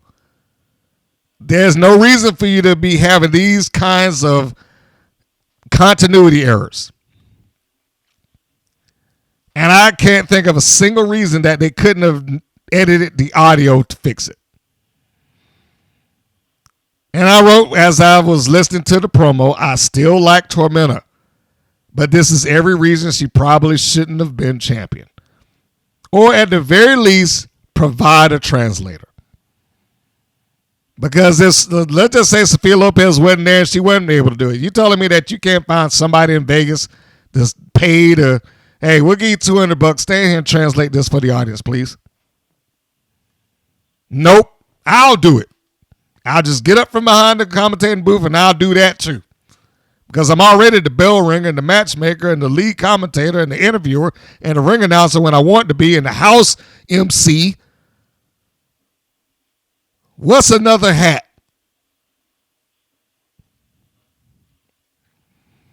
Next segment, Penelope Pink cuts a promo. She cuts a good one on HollySwag. This is pretty much expected. The only thing that I had an issue with is that she brought up something that wasn't relevant. She talked about how she yanked off the apron and it hurt her ankle. Well, it didn't seem like that was a relevant point. It didn't come into play to anything. She didn't walk out with a limp. She didn't even seem like her ankle was hurt whatsoever. So I don't know why it was brought up. If you remove that, then everything else there is fine. In fact, if it was up to me, if I couldn't get her to do it again, clip that part of her interview out, put a little B-roll over top of it because they love their B-roll, and just get it to where she's not talking about the ankle or something. Because it didn't do anything. You know, it wasn't relevant to anything else that was going on. And I wrote as a side note here, Katie Marie Jones still does that one fall thing. She hasn't been allowed to discover her own style. She's basically just a clone of the previous ring announcer, which is where I am with her now. She is just a clone of the previous ring announcer. Stand here in the middle, look pretty, smile, follow consensus for one fall, hold the microphone up. In a perfect world, she should discover her own ring announcing style and not just emulate the previous one that was there. And I don't think that crowd fully gets the one fall deal. They're probably, some of them are joining in because I'm sure there's a couple of plants that's in the audience. Regardless that they're at Las Vegas, I'm positive that there's a few plants that's out there. But I will say this, I mean, the look and aura of Vegas is fine. And, you know, I like the lights. I like that it's in a different environment. I enjoyed that, but it's already starting to wear thin. It hadn't been 2 weeks. It's already starting to wear thin. And a lot of that is because of them constantly carrying on about Fremont Street.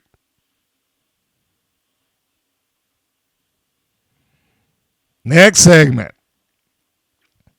Penelope Pink with Lana Star versus HollySwag. And then they start that and they go out to the commercial. We get an advertised championship match of Tormenta versus the Classmaster for Wild next week. So why did they act like she has to sign a contract when they just advertised it? They would do this type of thing all the time. Like, wait till next week, to wait till the main event to see who's the champion. And then right before the match takes place, they'll have an ad for, and the Beast is going to be defending the title. I was like, what did you talk about wait for the main event to see who won for? They literally did that. Not with the Beast, but, I think it was the Abilene Maverick at the time. But they literally did that. Like, wait to see who wins this championship challenge match. And right before the match took place, they advertised Abilene Maverick defending the championship next week. I'm like, okay, well, way to spoil the surprise. It's been 3 years of this. There are times when I think that WoW either is incompetent, but I'm at a point where I'm not even sure if I want to label it as incompetent, opposed to just not caring. Because the fans will be there regardless. What do we have to make this work smoothly for? Those fans will be there. They'll tune in. They're not going anywhere. That's what I feel like with WoW. I feel like they haven't lost nearly enough people to make David McLane sweat. And even if he did, I'm sure that because he's got his money mark that's willing to throw cash at the wall to keep WoW up and running, doesn't make any difference to me. When you don't have to worry about the bottom line, you can do a lot. And I get the impression that WoW does not concern itself with the bottom line. It's just, all right, we're going to do this. And if it works, oh well. If it doesn't, they'll be fine. And for the most part, they're right. If that is the logic that was going on, and I'm not saying that it is, but if that's the logic that's going on in that place, for the most part, they are right. Because their fan base won't leave. They're as hardcore as the AEW fan base, except for the ones that were on the periphery of it, because it did dwindle down. Now they're at their core base. And I think WoW, on the other side of that spectrum, basically did the same thing. It started off hot. They got up to over 500,000 viewers, and then it dwindled down. Because I'm certain that wrestling fans that decided to give it a try lost faith in it. And why do I need to keep bothering with this when I can find something else? Oh, sure, the occasional match or two is fun to watch. This is one of them. That's coming up, by the way. But outside of that, it's like when you talk about angles and storyline and personalities and whatnot, it's very difficult to stay tuned with it. Because after you start seeing one mistake, you start seeing them all. And it's like I said with the thing at the beginning of this, WoW gets painted with a broad brush, whether it is fair or not. They get painted with a broad brush. It is not that one individual that screws up. It's WoW that screws up in most people's eyes. And also, the unfortunate part is the WWE is always going to be the thing that is they are compared to, whether it is fair or unfair. They are always going to be compared to that. Every wrestling promotion, short of the ones that have either partnered with them or established a long lineage on their own, like TNA is not going to get compared to them unless you're just brand new to TNA and wrestling in general. But they're not going to get compared to them, even if they weren't connected with NXT, because they've been around for 20 years. And we're not just talking 20 years with a 15-year hiatus in between. We're talking 20 years straight. They have their own legacy. They've got their own pay-per-views. They got their own library and stars that have come out of there and gone on to global fame and whatnot. They have all of that. WoW has not done that to win anybody over. Like whatever they say about their stars being stars, At this point, it's just words.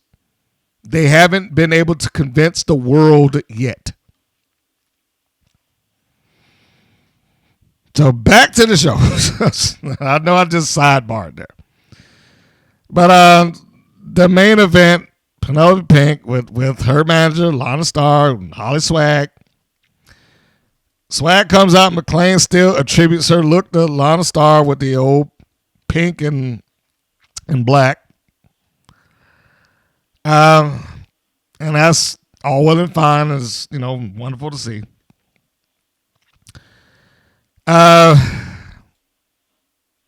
Swag's narrative as far as the commentators has switched.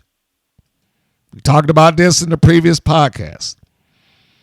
It switched to she was never liked by Pink, or at least they've started to highlight that. Now, it should be noted, in fairness to them, Penelope Pink provided great facial expressions of being annoyed and upset with HollySwag on numerous occasions.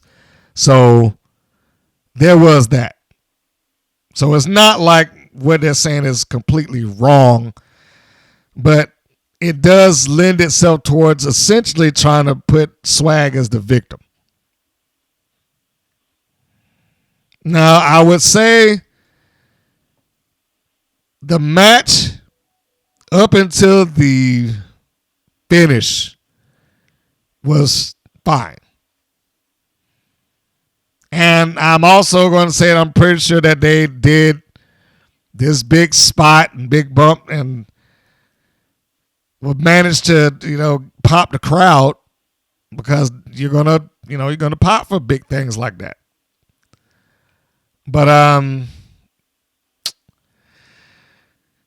it's hard to say that, and I don't want to make it sound like the match was bad. The match isn't bad at all.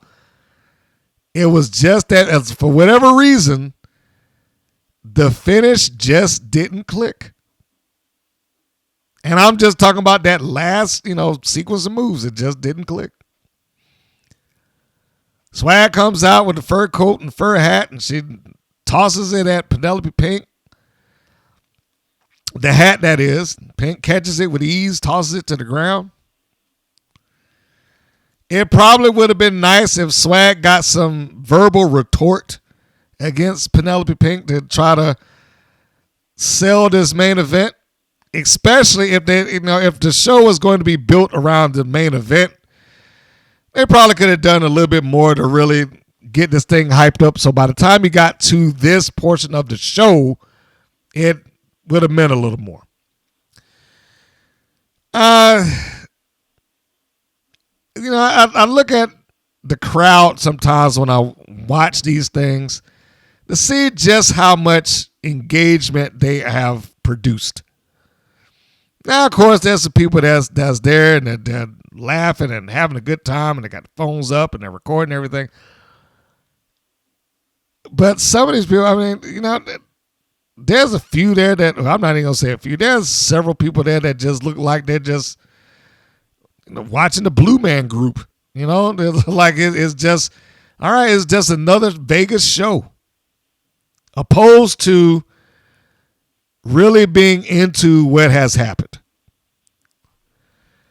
The knee lift that Penelope Pink gave to HollySwag and knocked her out.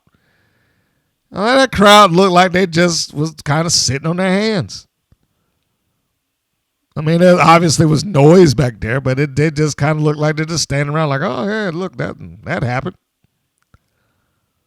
And you got a lot of people that, again, standing around, a lot of phones, when they're just recording all of this stuff for the benefit of saying, hey, I was in Vegas and I saw this show. There is a point where Pink gets a Finley apron spot on Swag when she's out on the floor. Swag tries to come in, slide on the outside, and Pink is able to get the apron up so that she's caught and they can beat her up right then and there. That was always a good spot. And I'm not sure if I've seen any. I only call it the Finley spot because I don't know if I've ever seen anybody else do it before him. Lana Star participates with the spot. Again, I want to give a thumbs up to Lana Star. It's the little things that she does that I just enjoy her as a man. I wish that she would take it someplace else every once in a while. I'm not saying quit WoW, but she might be able to do this thing as a manager somewhere. She has the demeanor of wanting to support her talent. She also does not want to be confronted physically. She moves away from it, even though she helped her with the apron spot. The second that it looked like she was about to slide free, she just kind of backed off, her hands up in the air, backed off. I don't want no part of that. Her facial expressions, pretty much give you the, there's the worry, there's the concern. No, don't do that. She's pretty expressive. I kind of stated before, I like the pairing of Pink and Star. And I thought that in their own little universe, I'm not saying that they would do the same thing, but in their own little universe, they could have been like a Heenan and Bockwinkel. Bockwinkel didn't need Bobby Heenan to cut the promo for him. Bobby Heenan complimented the promo for Nick Bockwinkel. And it could be like that here. That's like she doesn't need to cut a promo for Penelope Pink. She could just compliment the promo. I doubt that it'll ever happen. And I know the last time I saw her on the Indies, she was surprisingly a babyface. But Marina took her, and I guess she wouldn't be able to call herself Lana Star outside of it, but, Lana Kinnear, that could be an act. I doubt it'll happen, but it could be. I also want to see Lana Star get out of the WoW management narrative. And what I mean by that is, aside from the hodgepodge group of the Alliance, generally speaking, the managers have to have somebody that looks or walks or talks or dresses like them. Because having somebody that's different than them is just a no-no, apparently. I don't know why. But if Sophia Lopez had a group, everybody in that group had to be Latina. Lana Star has a group, everybody in that group's got to be blonde and they got to wear pink and black. You get where I'm going with that. And the only one that was any different was the group that got beaten religiously, and that was the Alliance. But Lana Star should have somebody else that doesn't necessarily have to look like her so she could be a manager. An actual manager. I've said that Ashley Blaze looks like she has heel demeanor, technique, and tactic. Her just body language lends itself towards being the arrogant heel. I would not be mad if Lana Star took her under her wing and she became, the heel with Star. Not necessarily a Fab Four thing. I'm just saying, in a different universe, in a different time, or whatever the case may be. Because I don't think they're going to get rid of the Fab Four anytime soon. So anyhow, I think we bypassed the point where Pink does this suplex spot on the apron with HollySwag, and if there's anything that you can say about Swag, she is certainly willing to take the punishment because she took it. Got suplex flipped up and boom, right there on the apron and off to the floor. I don't even know how to describe that beyond that. I'm talking about her willingness to do it. It's impressive that she's willing to do it.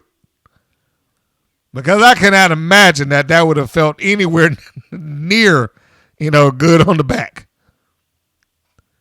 But she took it. Now she did look like she rolled off of it pretty easy. So it wasn't just full impact on the apron, but it looked great. And it was probably what that audience needed to wake them up as far as the match was concerned. But at the end of it, here's where it got to, having its problems. We get into the ring. Star is up on the apron. She's trying to distract Swag. Swag takes a wild swing at her. Pink comes in to catch her. She's caught by Swag, who gets her to full Nelson. Pink is able to kick off whatever it is that Swag was attempting to do. Gives her a knee lift. Looked like she's trying to go for either a DDT or something. Swag breaks out of it. And then she hits her with, supposed to be a hitch and ditch.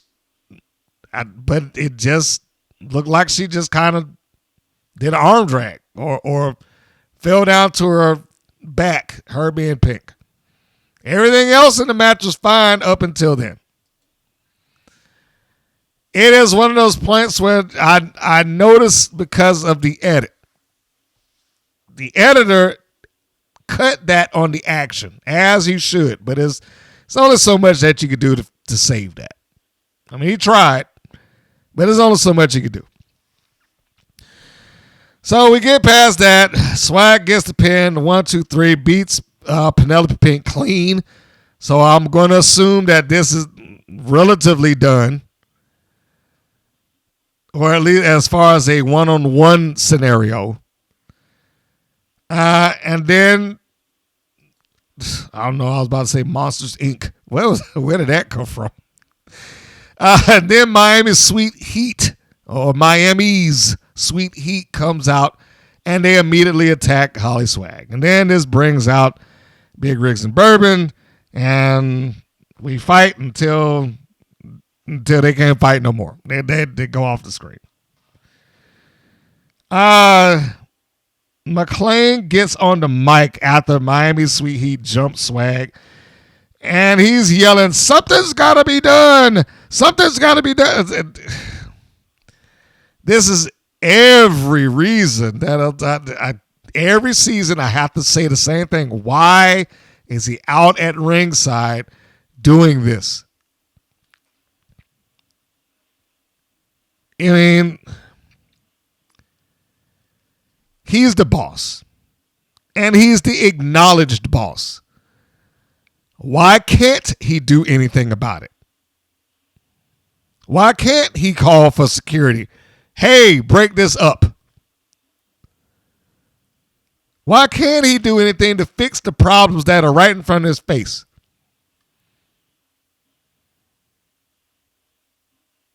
David McLane and the refusal to accept that him being there doing all these roles drains the show is never going to help the show.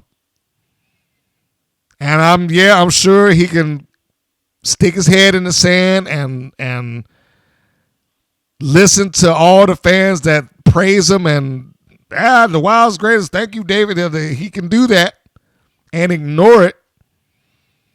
But in all honesty, if he even remotely takes the outside voice, or maybe some of his roster members, or maybe even sat down and thought about it on his own, should I be here at ringside while I'm the matchmaker doing this stuff? It's not even a necessary function. I can see if he had no alternative. I can see if it was a low budget thing and I cannot get anybody else. But he can get somebody else to do one or the other. I'm going to have somebody come up here and be the general manager. So even though, yes, I'm executive producer, I relinquished my authority during the course of the show for somebody else to take care of all these management things, blah, blah, blah. Or do it the other way around. Relinquish your spot as a commentator and go in the back and be that guy. But he doesn't need to do both. Because at some point in time, it will be viewed as, well, why can't he? It's not just going to be me saying that. It's not just going to be me that looks at him like, oh, well, that didn't make any sense. It's not just going to be me that says that, well, this just violates logic. Because it does. His presence just doesn't lend itself towards this having credibility. It continues to make the show feel like it has always been just a show. And there's really no reason for you to invest your emotion into it because no one's there to invest their emotion into. And he doesn't help it. This match felt like it should have been a bigger deal, and it was a nice match, but it just wasn't a bigger deal. I mean, we've had such a space of time between the cage match when this took place and now that it cooled off. Even if you was hyped out of coming out of the cage match, you still had the Vegas show, the opening show, and then this one. You had 3 weeks, nearly a month to let all that wane off of you, and then they're trying to reheat it again, just like I said earlier. And this happens with them all the time. This is a frequent thing.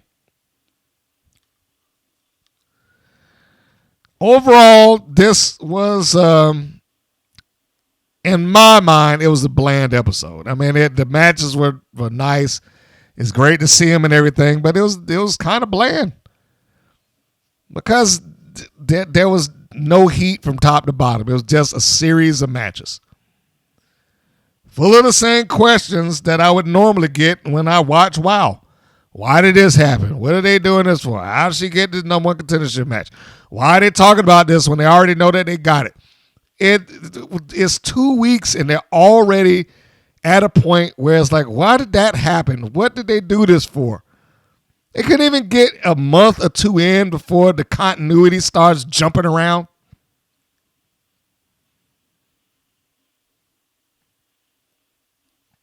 I don't know. How do I even get invested in this show? Because I would say if I were not in an environment that aired it on a week-to-week basis, and over the last 2 or 3 weeks, they hadn't really even done that. For the cities that I monitor, it got bumped back hours. I already said that the professional bull riding championships took precedent over WoW. Let that sink in. The bull riding championships took precedent over WoW. Anyhow, let's see what's on tap for next week, shall we? Or the next episode. The next one is going to be titled End of the Line. This is season 4, episode 9, of course, 409 for them. And it reads as follows. The stage is set for a blockbuster main event as Wild World Champion Tormenta defends her title against the calculating and technically ruthless the Classmaster. God damn. And they wrote it that way. Against the technically ruthless the Classmaster. Why do they have to put the in there? Anyway. With Tormenta's storm of offense colliding against the Classmaster's disciplined strategy, this clash isn't just about the championship. It's about pride, power, and proving whose style truly rules the ring. By night's end, one competitor will stand tall, but will it be the Storm or the Scholar? That's it?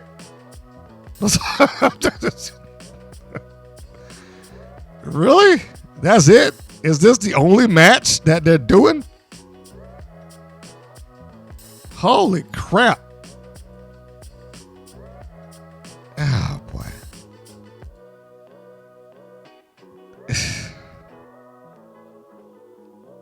This all feels so cold. Like there's no heat to this at all. I could care less about this match. And then they're telling me that this is the only match of the night? Really?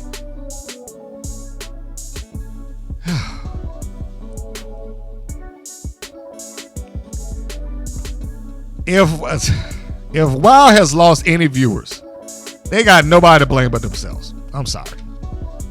If they have lost viewers over this nonsense, they got nobody to blame but themselves for doing stupid shit like this.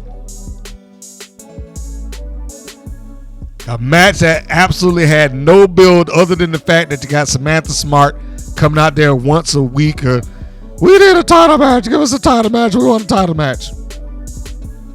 And this alleged starting over from the bottom, which took all of a match or two, one of which was incomplete, and now you're right back there.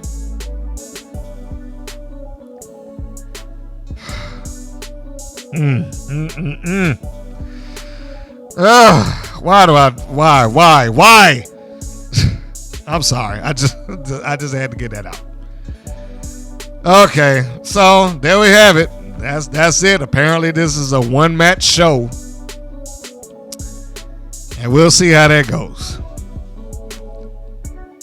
I've got nothing like that. Really just kind of surprised me that I was not expecting that at all. So we'll just wrap this on up because that really stumped me. I was expecting more. I thought they might have some side match or something around, but even when I go through the photos, it's just, and I try not to do it because I don't want to spoil it for myself in most cases, but I had to see. It's like, okay, maybe they just didn't write it up. I don't see anything. Now, that's not to say that they won't have another match tossed into the show. I hope that they do, because if not, then it's just going to make me feel like it's either going to be another recap show or it's going to be a Vegas travel log until they get to the main event, because I know damn well that this match cannot exist more than 15 minutes. And that's pushing it. Well, we'll see. If you're listening to this on YouTube, do the YouTube things, please. Like, share, and subscribe. Leave your comments below or any messages that you would care to share. Feel free to contact me, and you can click on the YouTube's contact page, or I shouldn't say page, but the tab that has contact information. Now to shoot that over to me. Several of you have found that already. I just want to reiterate that point. If you're checking this out in MP3 audio format, I'm sure you can listen to this on greater audio podcast platforms everywhere, whether that be Spotify, iTunes, etc. A rating or a comment or review always helps. If you don't know where to find any of those things, the podcast, whether audio form or video, you can always go to WPNWrestling.com. A centerpiece, focal point of everything that is produced. All podcasts and all videos make their way there. And there's a 24-hour-a-day, 7-day-a-week stream ongoing as we speak, with matches and videos dating back to 2013. There's good ways to go. And featuring some of the faces and names that you know and love. People that have been in WWE, people that have been in TNA, people that's on AEW or in WWE right now. Some of which are on the Wow's television, believe it or not. And with that, we will close the doors of this particular podcast episode and bid all you fine people a fond adieu. I want to thank you all for joining me again and letting me have my verbal aneurysms as I read these things and go through the show. Thank you for listening to the WPN's Rights and Wrongs of Pro Wrestling. If you have questions or comments, please contact us via our Facebook or our YouTube channel at the Women's Pro Wrestling Network. If you're new to the WPN, feel free to subscribe to our channel and like our page. We appreciate your support. Thank you again for listening.